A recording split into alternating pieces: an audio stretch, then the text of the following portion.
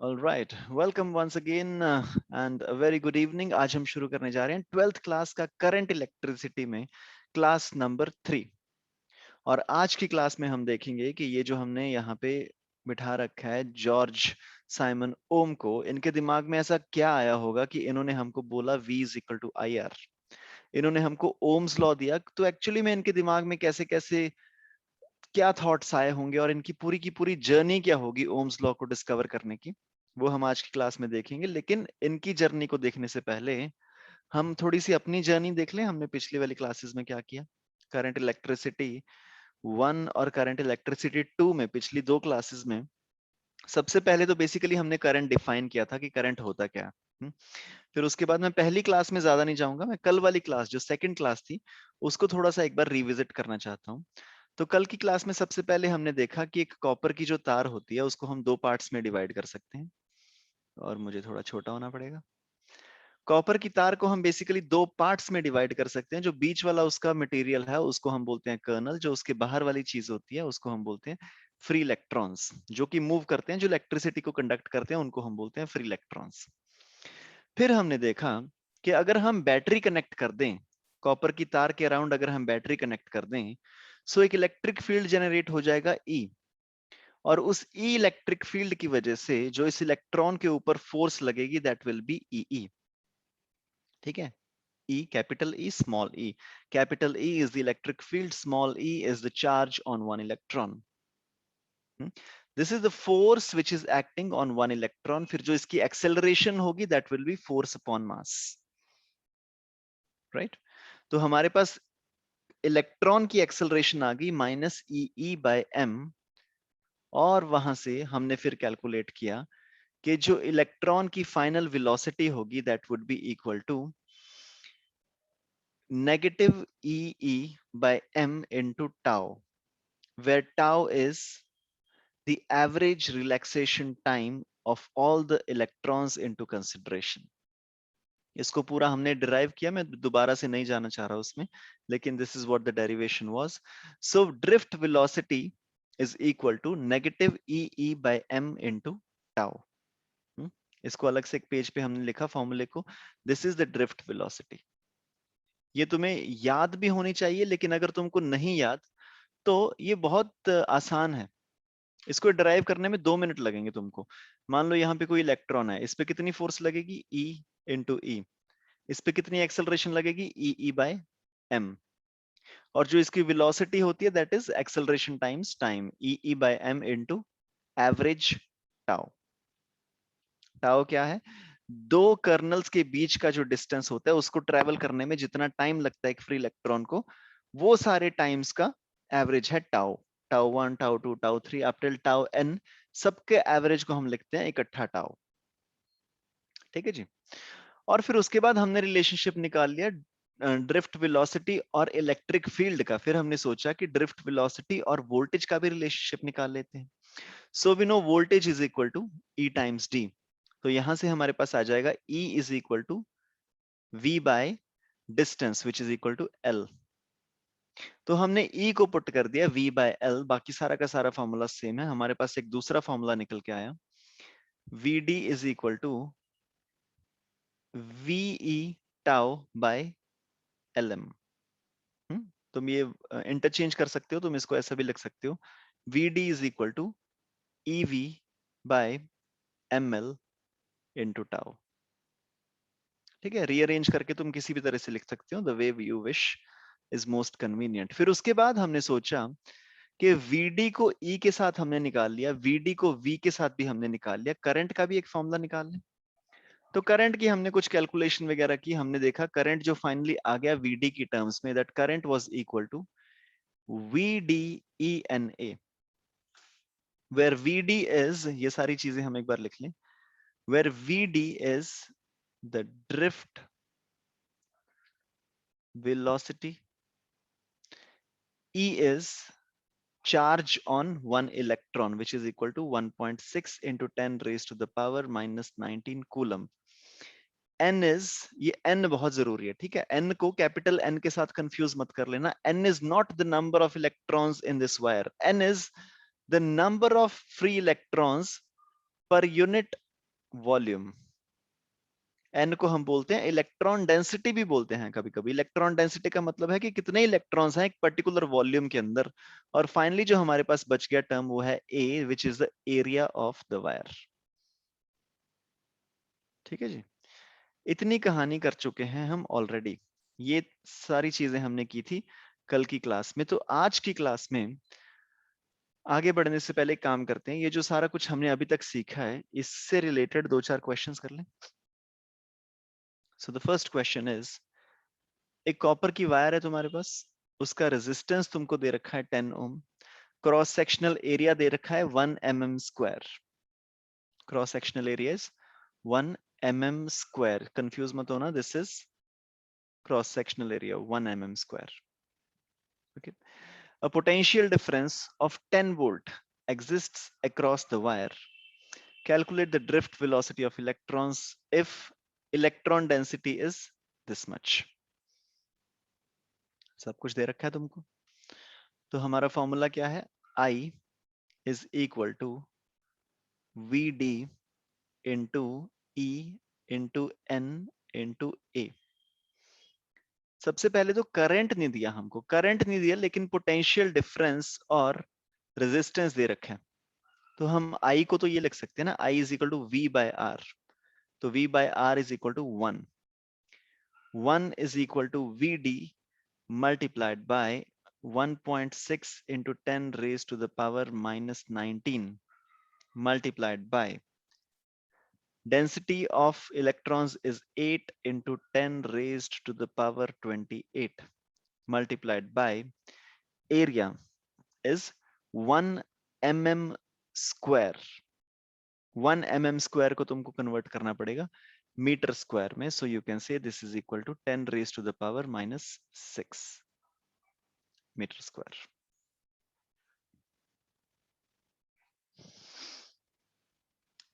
Okay, so this is 10 raised to the power 19, 10 raised to the power 6, तो ये बन जाएगा 10 raised to the power 7.8 into 10 raised to the power minus 5 meter per second. okay, how much come again, 11.7.8 7.8. into 10 raised to the power minus 5 Yes, sir. minus 5 meter per second। या फिर इसको वैसे भी लिख सकते हैं 0.078 into 10 raised to the power minus 3. कैसे भी लिख लो, मोस्ट ऑफ द टाइम्स इसी तरह से लिखा जाता है कि जो डेसिमल्स हैं उनको हम लाइक 7.8, 8.2 इसी तरह से लिखा जा सकता है जिस तरह से तुमने बताया मेरे को। So 7.8 into 10 raised to the power minus 5 meter per seconds is the right answer also। तो जो हमारी बुक में आंसर दिया गया है वो दिया गया है 0.078 मिलीमीटर्स पर सेकंड, लेकिन ये मेरे को इतना अच्छा नहीं लगा देखने में। तो तुम्हारे वाला थोड़ा ज्यादा बेटर लग रहा है। So 7.8 into 10 raised to the power minus 5 meter per second। Okay, now this potential difference is 5 volt। एक कॉपर की वायर जिसकी लेंथ है 0.1 मीटर, ड्रिफ्ट वेलोसिटी भी दे रखी है इलेक्ट्रॉन्स की, this is 10 raise to the power minus 4। Drift velocity is given to us, electron density दे रखी है, और तुमको बताना है वायर की रेजिस्टिविटी। एकदम से बड़ा अजीब सा नहीं लग रहा कि मतलब पढ़ाया तो कुछ और ही गया था, ये सब क्या पूछ रहे हो रेजिस्टिविटी वगैरह। So try this.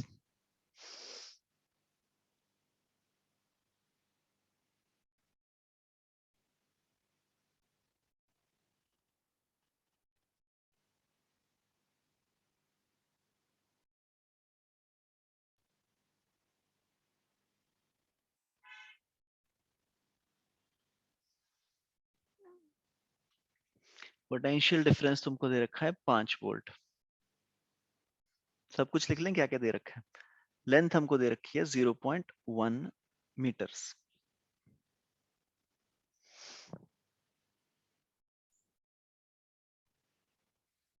एक काम करते हैं, थोड़ी सी जगह बनाते हैं पहले।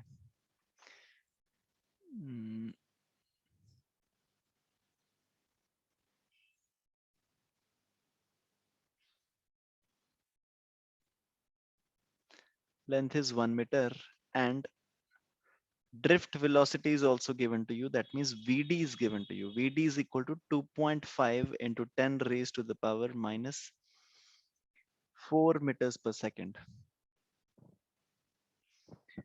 और इलेक्ट्रॉन डेंसिटी भी तुमको दे रखी है, मतलब कि n is also given to you 8 into 10 raised to the power 28 number पर मीटर क्यूब। और तुमको निकालना है रेजिस्टिविटी रो। रेजिस्टिविटी याद है ना क्या होती थी? वेयर R is equal to rho L by A। ठीक है, तो ये जो रो होता है, रो को हम बोलते हैं रेजिस्टिविटी। ठीक है ना, इतना पता होगा। सो यहाँ पे हमको दे रखा है n, दे रखा है E, हमको पता है। देखिए एक बार क्या क्या निकाल सकते हैं। अगर मैं फॉर्मूला लगाऊं अपना, I is equal to VD, VD दे रखा है मेरे को, और क्या होता है E, E मेरे को पता है, N मेरे को पता है, लेकिन एरिया मेरे को नहीं पता। बेसिकली तुम करंट भी नहीं निकाल सकते, कुछ ना कुछ फॉर्मूला लग ही नहीं रहा। सर रेजिस्टिविटी तो निकल जाएगी, करंट डेंसिटी को निकाल के, तो मेरा जो आंसर आया 15.62। कैसे कैसे कैसे कैसे किया? सब करंट डेंसिटी का फॉर्मूला जो लगाए, ओके फिर उसमें जो रो है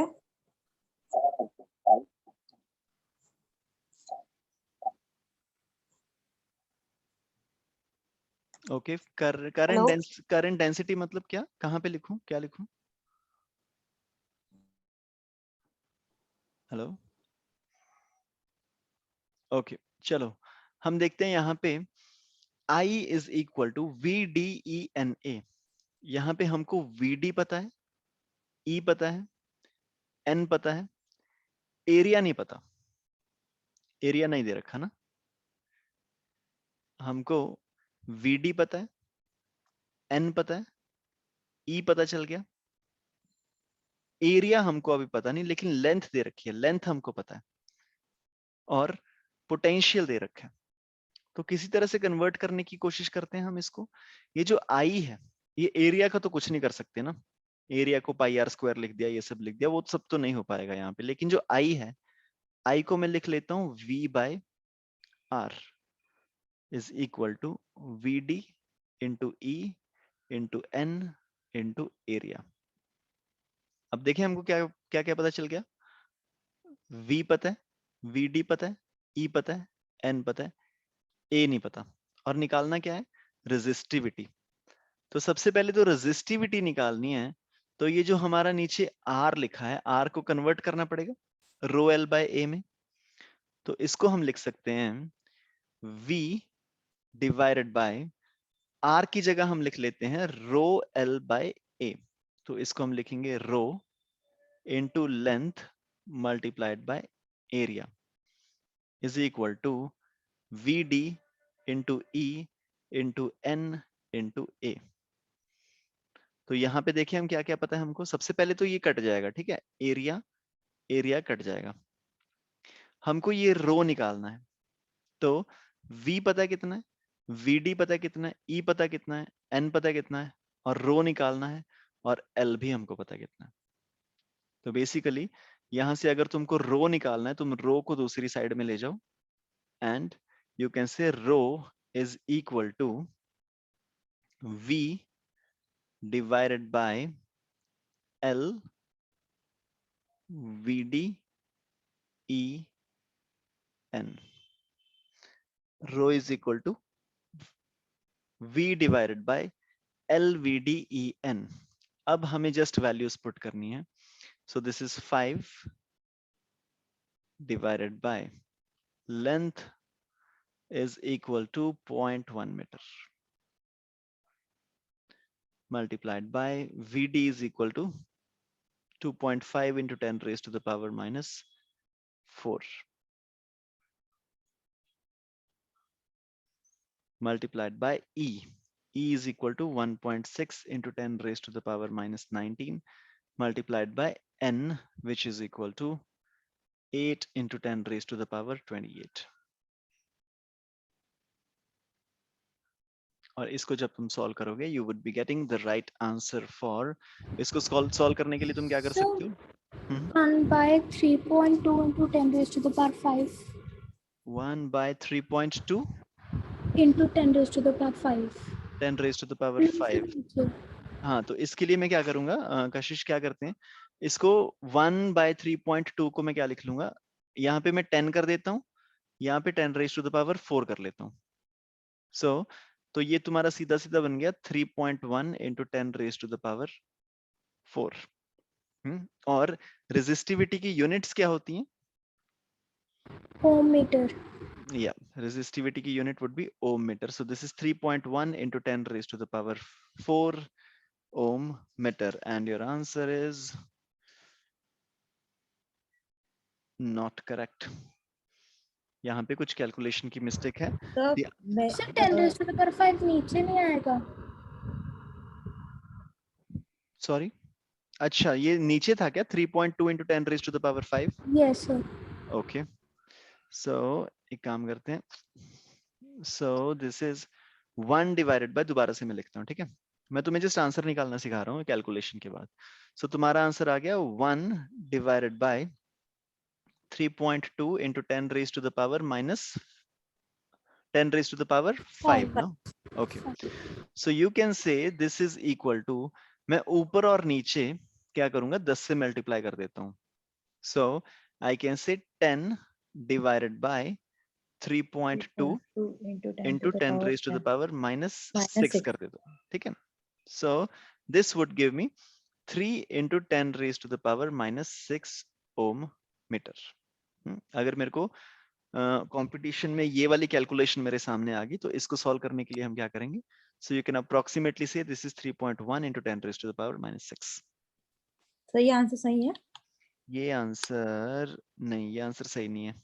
सर मेरा आ रहा है 5.625 into 10 to the power minus 6. Come again, one sorry दोबारा बोलना. 15.625 into 10 to the power minus 6 ohm meter. Absolutely right answer. उसको मैं सर एक्चुअली फोन हैंग हो रहा था. करंट डेंसिटी जो T इक्वल्स टू NEVD वाला जो फॉर्मूला लगाएंगे और उसके बाद T इक्वल्स टू सिग्मा का जो कंडक्टिविटी इनटू E वाला फॉर्मूला से जो सिग्मा हो जाएगा वो तो वो कर देगा अपना रेजिस्टिविटी शो कर देगा. तो उससे आ जाएगा आंसर.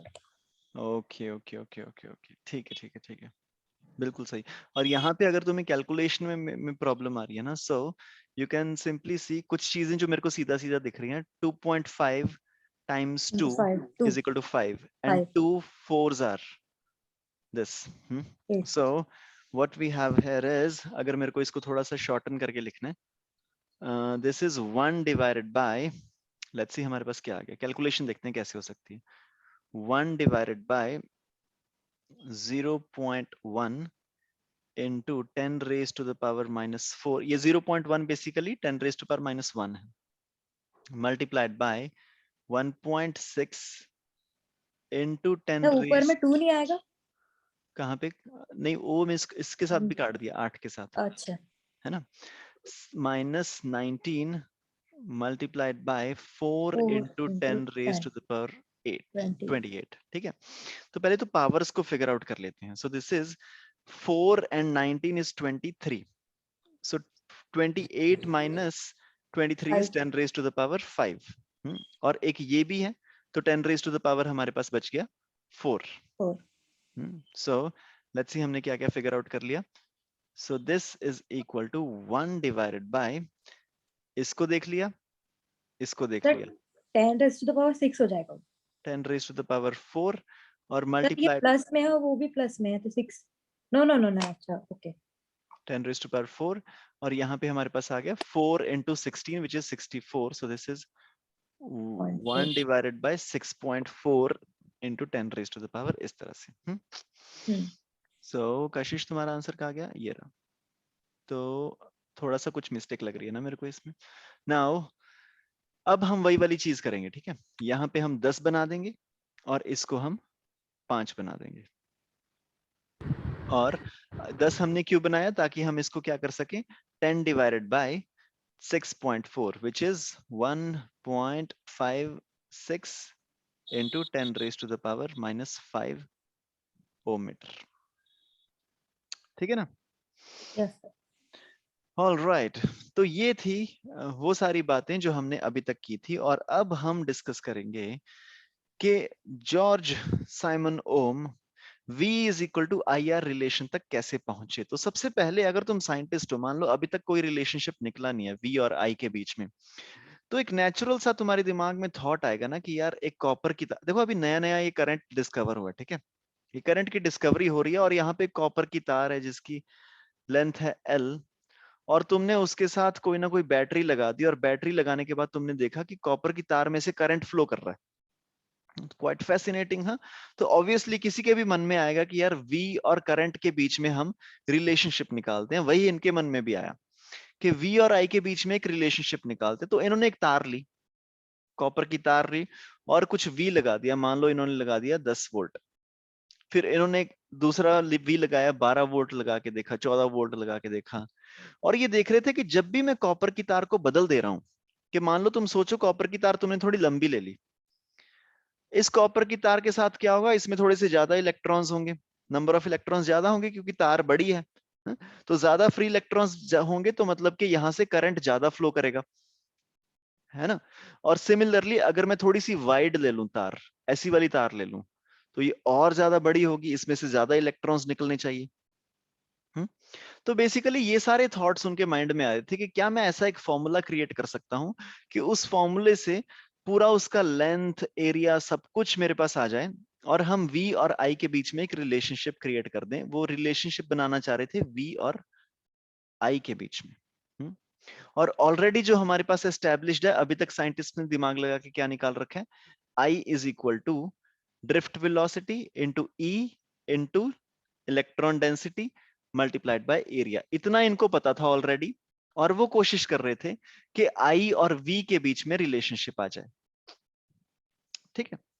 और I और V के बीच में रिलेशनशिप निकालने के लिए इन्होंने क्या किया, सो ऑलरेडी इनको पता है कि I is equal to VD/ENA, और ऑलरेडी हमारे साइंटिस्ट ने VD और वोल्टेज के बीच में एक रिलेशनशिप निकाल रखा है, राइट। VD और वोल्टेज के बीच में रिलेशनशिप निकाल रखा है, क्योंकि हमको पता है drift velocity is equal to E into E divided by M tau.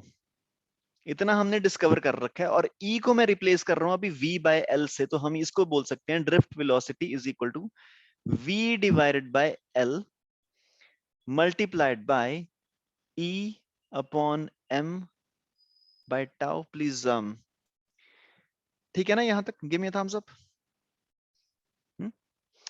सो यहां तक ऑलरेडी हमने निकाल रखा है कि VD और V के बीच में रिलेशनशिप क्या है, और हमने ये भी निकाल रखा है और I और VD के बीच में रिलेशनशिप क्या है। तो हमारे पास दो इक्वेशंस हैं, दोनों इक्वेशंस में VD कॉमन आ रहा है, तो VD को हटा सकते हैं बीच में से, है ना। VD की वैल्यू रिप्लेस कर सकते हैं। तुम सोच के देखो, मान लो तुम्हारे पास X और Y के बीच में एक रिलेशनशिप है, और एक तुम्हारे पास रिलेशनशिप है Y और Z के बीच में, तो बीच में से तुम Y तो हटा सकते हो बड़े आसानी से। तुम बोलोगे कि x is equal to 2 times y की जगह तुम सीधा लिख दो 3z, तो ये आ गया x is equal to 6z। बीच में से तुमने y को हटा दिया। वही चीज करने की कोशिश कर रहे हैं ओम। तो उन्होंने देखा कि ड्रिफ्ट वेलोसिटी का एक रिलेशनशिप हमारे साथ पास है पोटेंशियल के साथ, और ड्रिफ्ट वेलोसिटी का एक रिलेशनशिप है करंट के साथ। वो बोले क्यों ना ड्रिफ्ट वेलोसिटी को बीच में से हटा ही दें, सीधा सीधा हमारे पास रिलेशनशिप आ जाएगा पोटेंशियल और करंट के बीच में, कि कितनी वोल्टेज लगाओगे तो कितना करंट फ्लो करेगा। ठीक है, समझ में आ रहा है, प्लान समझ में आ रहा है, ये क्या करने वाले हैं हम अभी। हमारे पास दो इक्वेशंस है, दोनों में से हम VD को एलिमिनेट कर देंगे ताकि हमारे पास सीधा सीधा रिलेशनशिप आ जाए वोल्टेज और करंट के बीच में।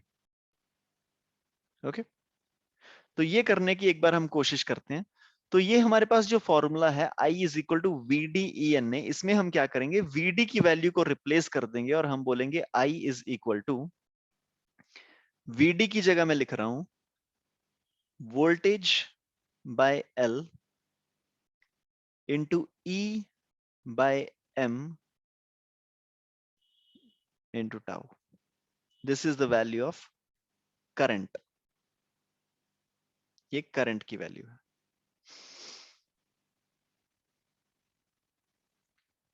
क्या सही है सब कुछ अब तक? Yes sir. ओके, तो ये वैल्यू आ गई हमारे पास करंट की, और यहां से हमको निकालना है एक relationship between V and I. तो अगर मैं सारी टर्म्स को दूसरी साइड ले जाऊं, खाली V को इस साइड छोड़ के, तो क्या मैं बोल सकता हूं that V is equal to I multiplied by ML divided by EV tau.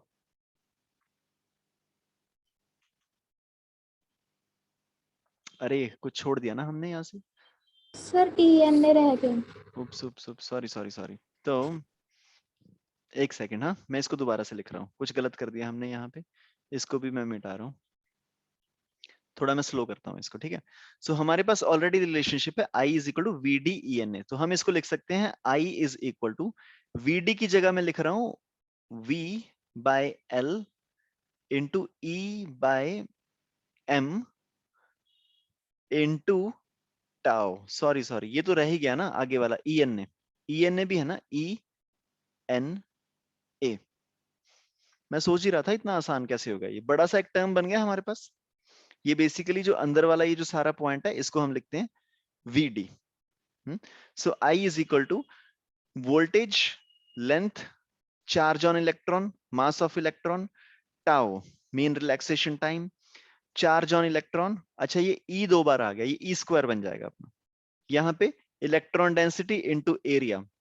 तो इसको अगर हम फर्दर सॉल्व करें तो हम इसको लिख सकते हैं I is equal to E² V multiplied by NA tau divided by ML. ठीक है जी, सही है सब. देखते रहना मेरे को, ठीक है, मैं गलती कर देता हूँ कभी कभी. और अब हम क्या करते हैं, V और I को एक एक साइड पे रख लेते हैं और सारी टर्म्स को दूसरी साइड ले जाएंगे. ठीक है, क्योंकि हम रिलेशनशिप निकालना चाह रहे हैं V और I के बीच में. तो हम बोलेंगे कि V is equal to I multiplied by, I के साथ क्या मल्टीप्लाई होगा, सबसे पहले इधर से तो आ जाएगा ML, और दूसरी साइड से आ जाएगा E² NA tau. E² NA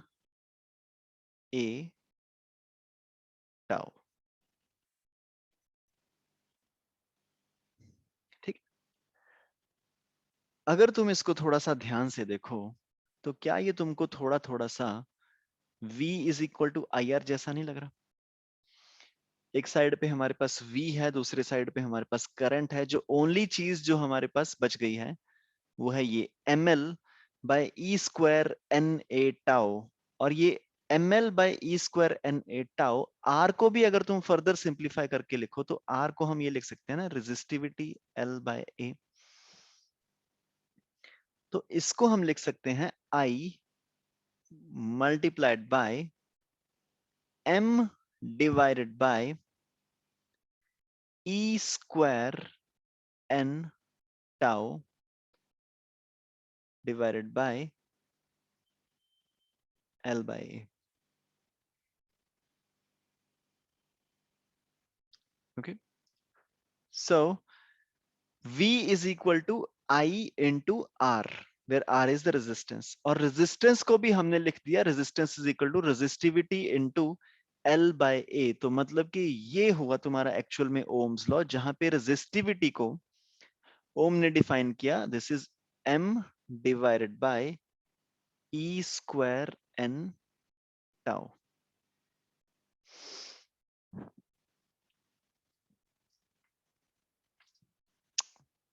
Okay, this is the value of resistivity.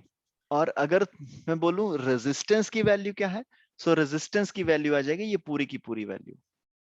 m divided by e square n tau into L by A.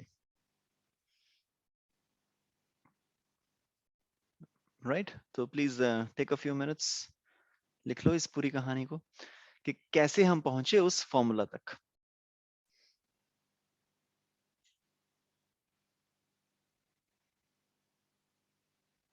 So this is the exact Ohm's law जो ओम ने discover किया था. वो exactly ये वाला law था. तो जो पूरी की पूरी बीच की टर्म होती है उसको हम बोल देते हैं, एक नए पेज पे मैं लिख रहा हूं इसको. सो हमारे पास क्या आ गया, V is equal to current into R की जगह पे हमने क्या लिखा, R की जगह पे we have M divided by E square n tau. M divided by E square n tau into L by A. तो हमको यहां से पता चला कि अगर हम वोल्टेज बढ़ाएंगे और करंट किस हिसाब से चेंज होगा, तो उस फॉर्मूले में हमारे पास ये दो चीजें बहुत जरूरी हैं, L और A. अगर मैं वायर की लेंथ बढ़ा दूं तो जो वोल्टेज के साथ साथ करंट कैसे बढ़ेगा या फिर कम होगा, वो सारी चीजें चेंज हो जाएंगी, राइट? सो यहां पे हमारे पास जो रेजिस्टेंस की वैल्यू निकल के आई, रेजिस्टेंस की value was mass divided by E square n tau multiplied by LA. और जो रेजिस्टिविटी की वैल्यू निकल के आई, that was mass divided by E square n tau. Yup. और अगर तुम थोड़ा सा ध्यान से देखो, अगर तुम थोड़ा सा इस फॉर्मूले को देखो ध्यान से, अगर मैं वायर को चेंज ना करूं, मान लो ये मेरी वायर है, अब मैं चेक करना चाह रहा हूं कि टेम्परेचर का, प्रेशर का, इन सारी चीजों का क्या डिफरेंस पड़ेगा रेजिस्टिविटी पे. तो अगर मैं वायर को चेंज ना करूं और मैं बैटरी लगा के रखूं 10 वोल्ट की, मान लो मैंने 10 वोल्ट की बैटरी लगा रखी है एक वायर के साथ, मैंने वायर को चेंज नहीं किया, तो किस किस एटमॉस्फेरिक कंडीशन पे मेरे करंट की वैल्यू चेंज हो सकती है. मान लो वायर को चेंज नहीं किया, लेंथ सेम है, एरिया सेम है, तो लेंथ और एरिया तो नहीं चेंज हो रहा, तो लेंथ सेम है, एरिया सेम है. अब मान लो मैंने टेम्परेचर चेंज कर दिया, ठीक है. टेम्परेचर चेंज करने का मतलब ये नहीं है कि तुमने इसको हीट कर दिया, मतलब कि तुमने बहुत ही ऐसे 350 डिग्री पे सेल्सियस पे इसको हीट कर दिया. टेम्परेचर चेंज करने का मतलब क्या है कि मान लो ओम ने ये एक्सपेरिमेंट किया और उनकी एक पर्टिकुलर वैल्यू आ गई V की और I की. फिर जब किसी और साइंटिस्ट ने किया, ओम अब जर्मनी में थे, ठीक है, तो इन्होंने जब ये एक्सपेरिमेंट किया तो कुछ पर्टिकुलर वैल्यू आ गई. मान लो कोई इंडियन साइंटिस्ट ने इसको एक्सपेरिमेंट किया, तो उन्होंने देखा कि मेरी V की और I की वैल्यू तो डिफरेंट आ रही है ना. तो वो लोग सोच रहे होंगे कि यार ऐसा क्या फर्क पड़ गया. फिर उन्होंने आसपास की चीजें देखनी स्टार्ट की कि अच्छा, इंडिया में टेम्परेचर इस टाइम पे थोड़ा सा ऊपर नीचे होगा, तो मतलब टेम्परेचर ऐसा नहीं कि बहुत ज्यादा तुम चेंज कर दो. इफेक्ट ऑफ टेम्परेचर जब भी हम पढ़ते हैं ना किसी भी साइंस में, तो टेम्परेचर बस इतना चेंज होता है कि एक साइंटिस्ट उसको 30 डिग्री पे कर रहा है, दूसरा साइंटिस्ट उसको 35 डिग्री पे कर रहा है. क्या उसकी वजह से रीडिंग में कोई डिफरेंस आ रहा है? तो हम यहाँ पे देखते हैं क्या इफेक्ट ऑफ टेम्परेचर की वजह से रेजिस्टिविटी या फिर रेजिस्टेंस में कोई फर्क पड़ रहा है. तो तुम सोच के देखो, अगर मैं टेम्परेचर बढ़ा दूं, टेम्परेचर बढ़ाने का मतलब 10-20 डिग्री बढ़ा दिया, एक साइंटिस्ट एक कंट्री में, दूसरा साइंटिस्ट दूसरी कंट्री में, अगर टेम्परेचर बढ़ा दूं तो क्या वायर की लेंथ पे कुछ फर्क पड़ेगा? नहीं फर्क पड़ेगा, लेंथ तो उतनी रहेगी, ठीक है. तुम किसी भी कंट्री में जाओ, जो तुम्हारी कॉपर की तार है, कॉपर की तार तुम्हारी सेम ही होगी. और तुम किसी भी कंट्री में चले जाओ, तुम्हारी कॉपर की तार का एरिया भी चेंज नहीं होगा, उतना ही रहेगा. और तुम किसी भी कंट्री में चले जाओ, किसी भी टेम्परेचर के ऊपर, तुम्हारा मास ऑफ एन इलेक्ट्रॉन भी सेम ही रहेगा, मास पे कोई डिफरेंस आने वाला नहीं है. यस. और उसके बाद भी तुम किसी भी कंट्री में चले जाओ, तुम्हारा चार्ज ऑन एन इलेक्ट्रॉन भी सेम रहेगा हमेशा. लेकिन अगर ये कॉपर की तार 20 डिग्री सेल्सियस से 40 डिग्री सेल्सियस में आ गई, तो इसके नंबर ऑफ फ्री इलेक्ट्रॉन्स जो हैं वो बहुत ज्यादा बढ़ जाएंगे. टेम्परेचर बढ़ने की वजह से नंबर ऑफ फ्री इलेक्ट्रॉन्स इसमें एक्स्ट्रा हो जाएंगे और मेरे n की वैल्यू राइज हो जाएगी.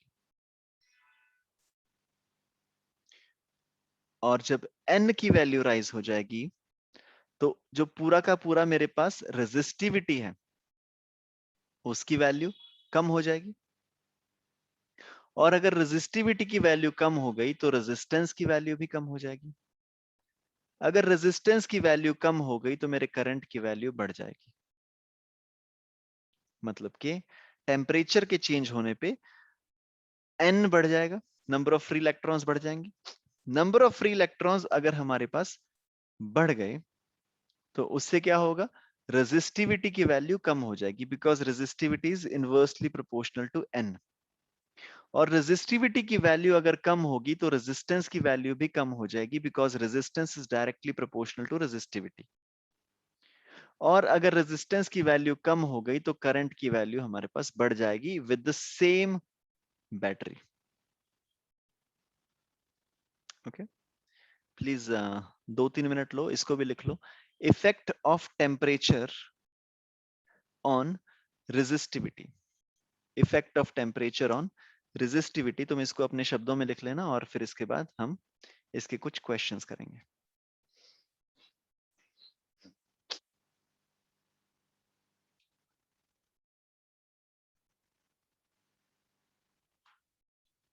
सर ये कंडक्टर्स का केस लिया है आपने?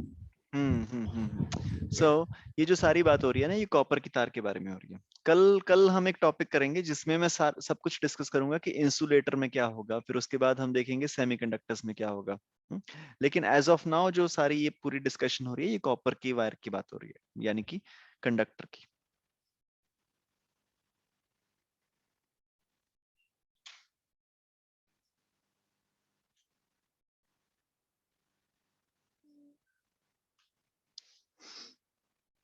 Okay, all good. हो गया अब लेकिन अब हम एक ऐसा क्वेश्चन करेंगे जो तुमने बहुत बार सुन रखा होगा, छोटी क्लासेस में भी ये हमसे कराया जाता है कि एक हमारे पास कॉपर की तार है, उसका लेट से length is equal to L and area is equal to A, उसकी रेजिस्टेंस है हमारे पास आर।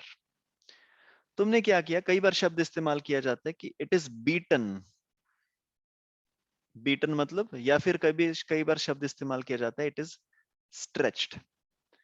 तो इस तार को तुमने क्या किया, तुमने खींच के इसकी जो लेंथ थी उसको 12 कर दिया। इसकी लेंथ को तुमने 12 कर दिया, तो बताओ इसकी रेजिस्टेंस पे क्या फर्क पड़ेगा। Please calculate. ओरिजिनल इसकी रेजिस्टेंस थी मान लो आर, तो इसकी न्यू जो रेजिस्टेंस होगी आर नॉट, वो कितनी होगी? 4R। 4R। ओके, तो एक बार हम देखते हैं क्या होगा। सबसे पहले तो जब हम इसकी लेंथ को इंक्रीज करेंगे तो इसके एरिया पे भी थोड़ा सा फर्क पड़ेगा, एरिया थोड़ा सा कम हो जाएगा, क्योंकि तभी तो ऐसा होता है ना, जब हम किसी चीज को खींचते हैं तो एरिया कम हो जाता है, लेकिन वॉल्यूम दोनों का सेम रहेगा, क्योंकि वॉल्यूम नहीं चेंज कर रहे हम। Original volume is equal to the final volume, मतलब कि original area into length is equal to the final area into length. मतलब कि ओरिजिनल एरिया क्या था, A into L. Final area क्या है हमको निकालना है, पता नहीं है, लेकिन फाइनल जो लेंथ है दैट इज 12। तो यहां से एल एल कट गया, तो जो फाइनल एरिया है हमारे पास, फाइनल एरिया इज a/2। सो यहां पे हमारे पास क्या हुआ, जो एरिया है वो हाफ हो गया, लेंथ थी वो डबल होगी, और रेजिस्टेंस की वैल्यू क्या होती है, resistance is rho L by A. Resistance is rho L by A, length becomes 12, area becomes a/2. So basically new resistance is equal to 4 times the original resistance.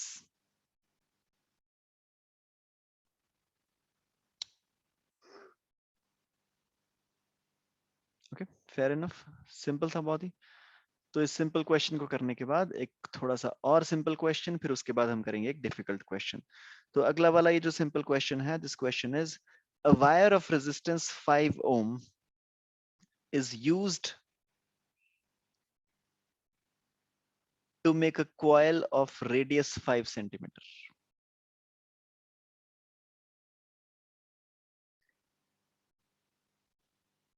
A wire of resistance 5 ohm is used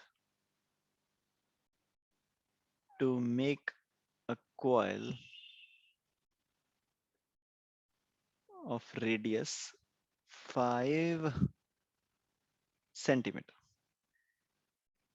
मतलब कि तुम्हारे पास एक लंबी copper की तार थी, उस copper की तार से तुमने क्या किया, ऐसे मतलब इकट्ठी कर ली, ठीक है, इकट्ठी करते हैं ना, जैसे हम हाथ हाथ पे ऐसे कर देते हैं, तो उस तरह से तुमने कर लिया। Now the wire has a diameter of 2 mm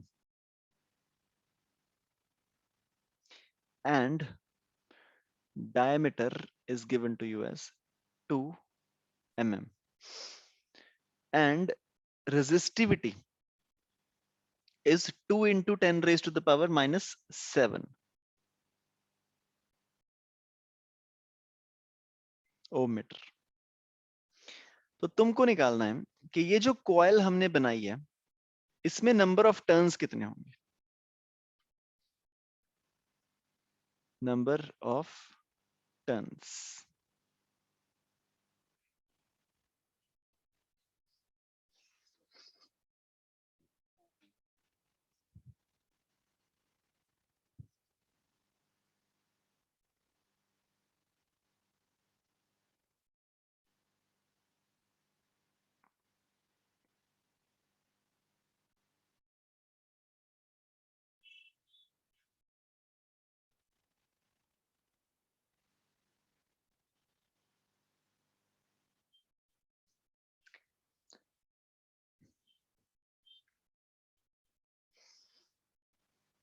देखने में डिफिकल्ट लग रहा है लेकिन बहुत ही आसान सा क्वेश्चन है।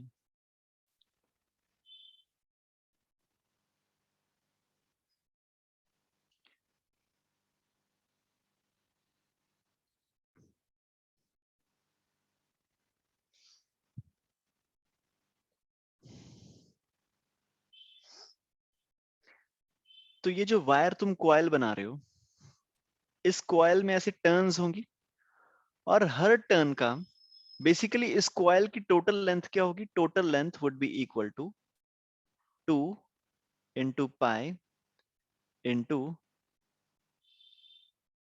5 multiplied by number of turns। क्या ये सही लिखा है मैंने? हमको निकालना है ये नंबर ऑफ टर्न्स। ये पहले वाली टर्म क्या है, 2 pi r। 2 pi r मतलब एक टर्न की लेंथ। एक बार कॉइल को ऐसे टर्न करने में कितनी लेंथ यूज होगी, दिस इज 2 pi r। और इस तरह की कितनी कॉइल्स होंगी, द टोटल नंबर अगर मैं n से मल्टीप्लाई कर रहा हूं तो ये आ जाएगी total length of the wire. ठीक है, तो मतलब कि अगर हमको L पता चल जाए तो L अगर एक बार पता चल गया तो L से हम N निकाल लेंगे। तो L किस तरह से पता चल सकता है हमको, रेजिस्टेंस दे रखा है, रेजिस्टेंस इज 5 ओम, डायमीटर दे रखा है मतलब कि एरिया दे रखा है, और फिर उसके बाद तुमको रेजिस्टिविटी दे रखी है। You can use this formula, resistance is equal to resistivity into length divided by area. अब एरिया क्या होता है, pi into R square. R is how much, 1 mm। 1 mm का मतलब 10 raised to the power minus 3 meters। तो ये आ जाएगा 10 raised to the power minus 6। मैं तुमको रेकमेंड करूंगा कि यहां से पाई को तुम काटना मत, पाई मुझे ऐसा लग रहा है दूसरे वाले पाई के साथ कट जाएगा। तो एक काम करते हैं, this is 10 raised to the power minus 6, 10 raised to the power minus 7। तो यहां से इसको काट के आ जाएगा 10 raised to the power minus 1 ऊपर आ जाएगा, मतलब कि नीचे आ जाएगा 10। So length will be equal to 5 pi into 10 divided by 2। Length will be equal to 5 pi by 10, 5 pi into 10 by 2। मैं ये कुछ यहाँ से कुछ भी कैंसिल करने के अभी मूड में नहीं हूँ, क्योंकि मुझे ऐसा लग रहा है कि ये सारी कैलकुलेशन बाद में बहुत अच्छे से हो जाएगी। तो L की वैल्यू को हम ऊपर प्लग इन कर देते हैं। So we can say 5 into pi into 10 by 2 is equal to 2 pi into 5 by 100 into n। ये सारा कुछ SI यूनिट में हो रहा है, मतलब कि हमारा n सीधा सीधा आएगा। यहाँ से पाई काट देते हैं सबसे पहले तो, उसके बाद ये 5 भी काट देते हैं, और उसके बाद हम क्या करते हैं, n को एक साइड पे रखते हैं। We have 10 into 100 which is 1000 by 4 which is equal to 250 tons. So your answer is 250 tons. Okay, please give me a thumbs up. All right. Okay, तो आज की क्लास को वाइंड अप करने से पहले एक आखिरी question which is very interesting. तुम्हें बड़ा मजा आएगा ये क्वेश्चन करके. So the question is, two wires A and B of equal mass. Two wires A and B of equal mass and of the same metal are taken. दोनों का mass same है, मतलब कि M1 is equal to M2 and of same metal. Same metal बोलने का मतलब क्या है, ये ρ1 would be equal to ρ2. जितना मुझे समझ में आ रहा है यही चीज होगी. So same metal is ρ1 मतलब equal to ρ2. इस चीज को हम यूज करेंगे. उसके बाद वो बोल रहे हैं the diameter of wire A is half the diameter of wire B. Diameter of wire A is half the diameter of wire B. If the resistance of wire A is 30 ohm, resistance of wire A is 32 ohm, sorry. Resistance of wire A is 32 ohm. हमको निकालना है resistance of wire B.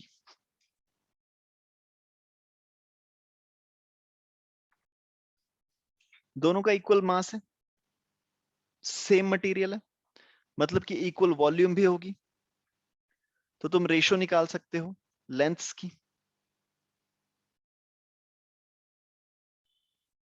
Please try this.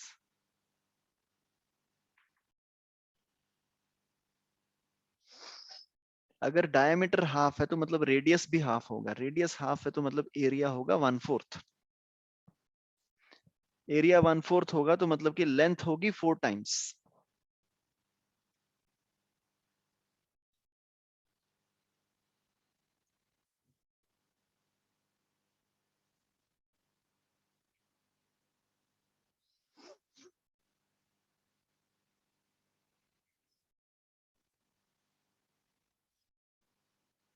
Okay, so let's say volume तो दोनों की same होगी, V1 is equal to V2.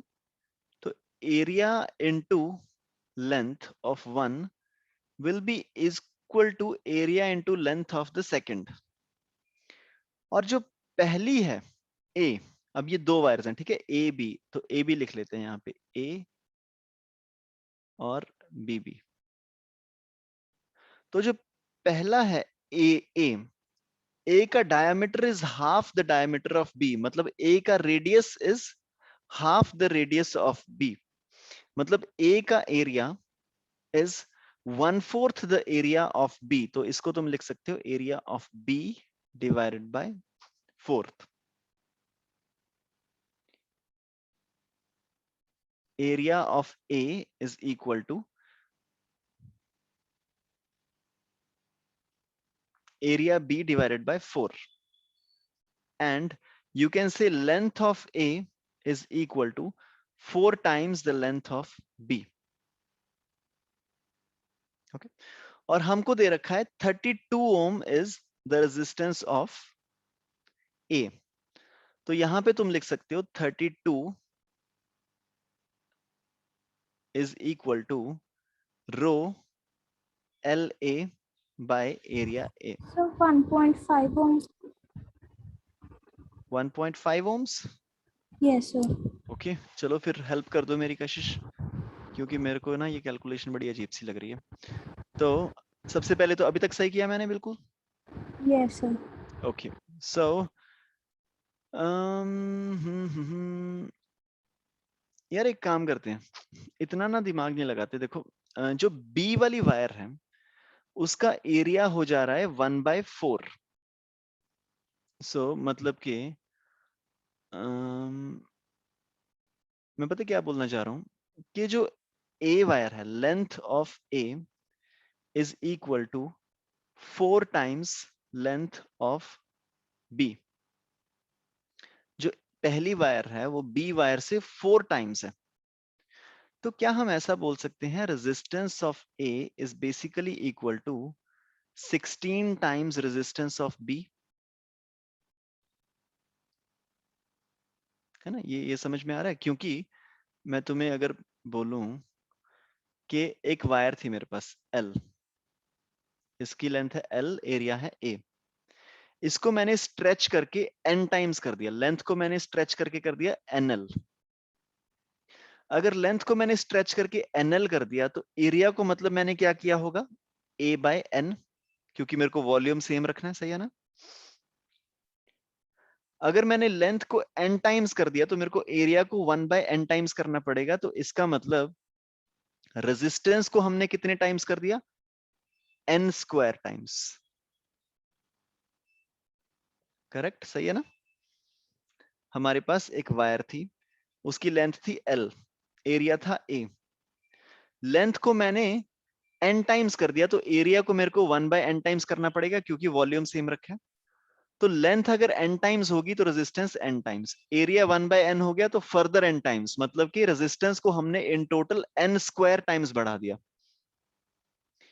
अपने वाले question में तुम देखो क्या हो रहा है, जो ए वायर है, ए वायर की लेंथ बी वायर से 4 टाइम्स है।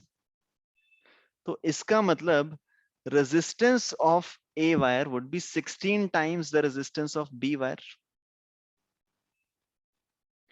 और resistance of A wire is already given to you as 32। तो तुम बोल सकते हो resistance of B wire is equal to 2 ohms। 2 ohms is the right answer for resistance of B। थोड़ी सी calculation mistake होगी, कशिश प्लीज चेक। कितना answer आ रहा था तुम्हारा? 1.5। 1.5।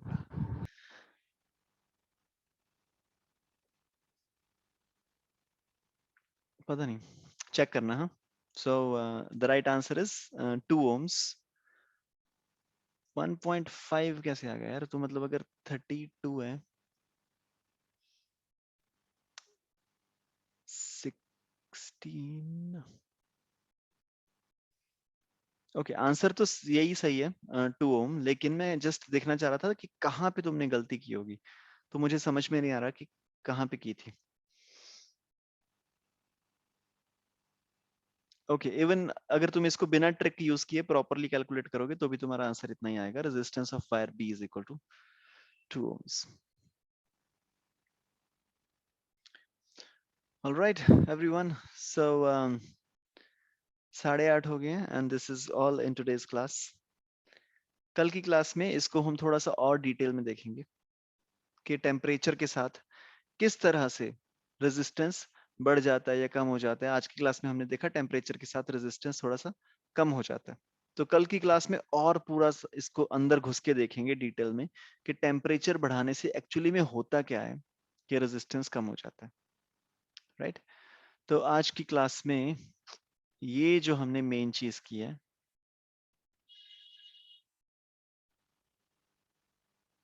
दिस, आज की क्लास में हमने basically V is equal to I R के बारे में पढ़ा कि ये एक्चुअली में फॉर्मूला डिराइव कहां से हुआ, V is equal to I are.